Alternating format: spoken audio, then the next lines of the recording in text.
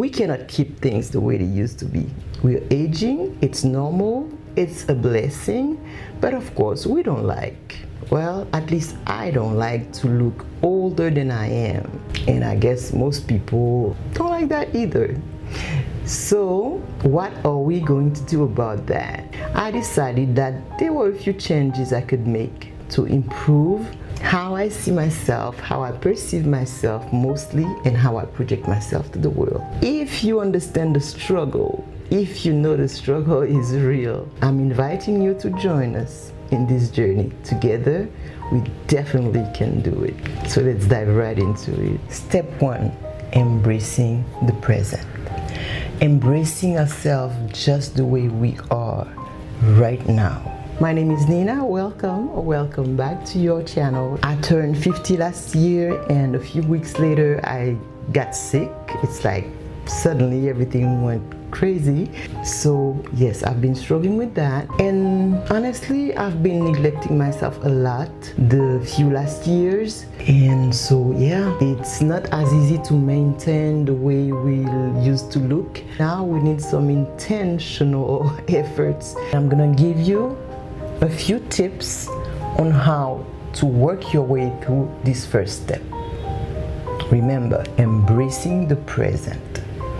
Okay, so first tip, make a list of everything you like, you love about yourself.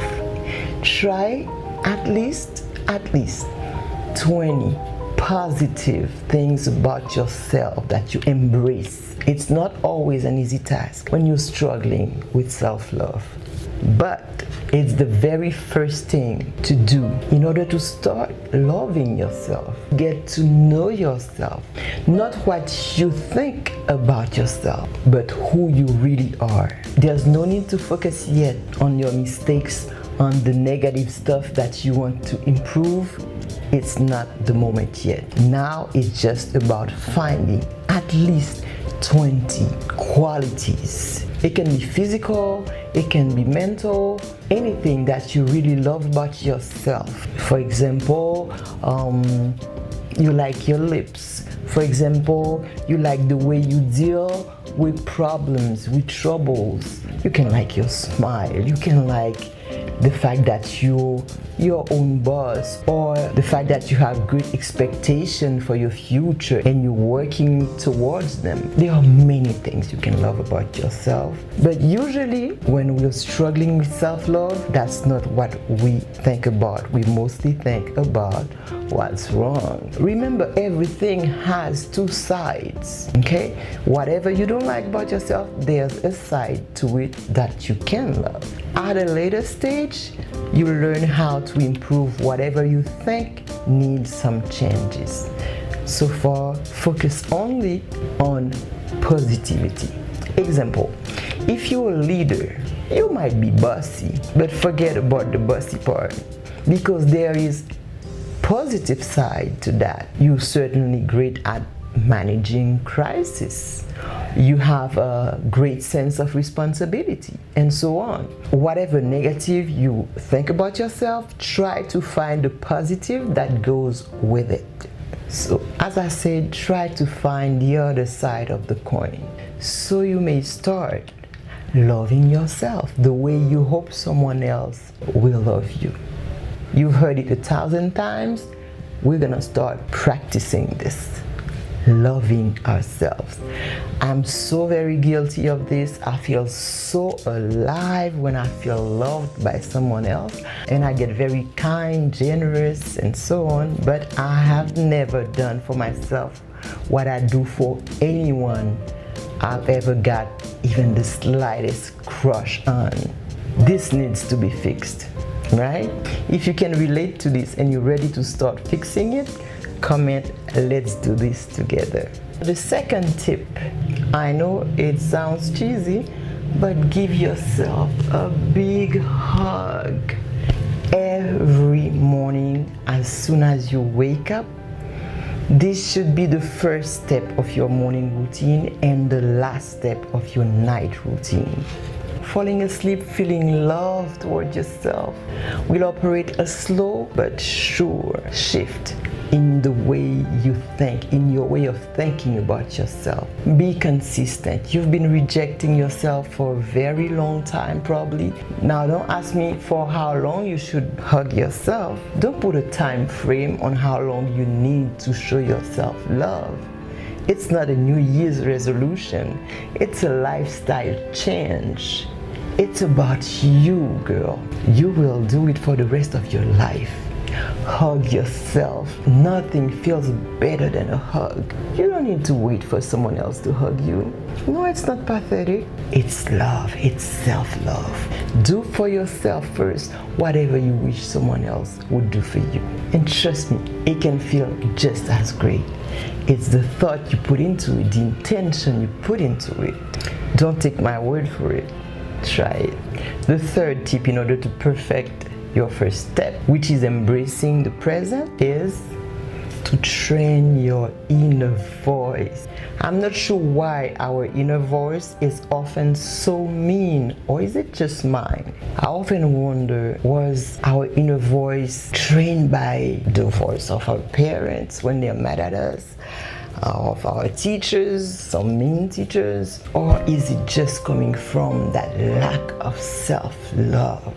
I don't know about you, but the cruelest voice that has ever spoken to me in my entire life is my inner voice.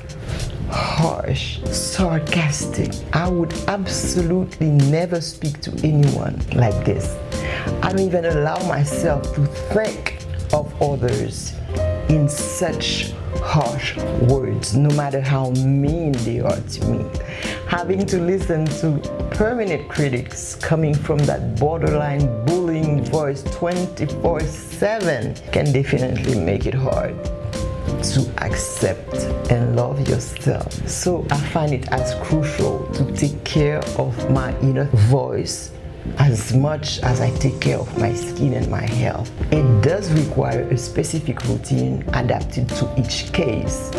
I hope your inner voice is not like mine. In any way, you need to address that. In my case, always struggling with guilt, shame, anxiety, what I've done is that I wrote myself a letter that I read as often as I need it. Yes, it sounds cheesy, I know. But you gotta do what you gotta do to get the results you want. Sometimes I read it twice a week, sometimes twice a month. It depends on how well I feel. With time, you're gonna start getting used to it, so it will start losing intensity, start to lose meaning. In that case, just write another one or update the first one. Fresh words sometimes get through to us more easily. At first, you might need to set an alarm to remind you to read the letter. Or you could train yourself to remember to read it when you feel a certain way instead of running to your favorite pizza. By the way, if you like writing, instead of reading the same letter every time, if you got the time and you enjoy writing, you could write yourself a letter when you really feel like you need to unload some emotions or get some kind words that there's no one around to give to you. You don't need to rely on other people to reassure you, to help you feel better. Write yourself a beautiful letter. Write it as if you're writing it to your crush or your partner or the love of your life, which should be you, by the way. And so write that letter with intention, with all your heart, a warm, sincere, heartfelt letter to yourself. Could be just as sweet as a bucket of Rocky Road ice cream. Don't take my word for it. Start writing that letter. So start working on those 3 exercises. Only then you'll be able to motivate yourself for anything that needs to be done, for any self-improvement you want to achieve. First, it has to come from a place of love.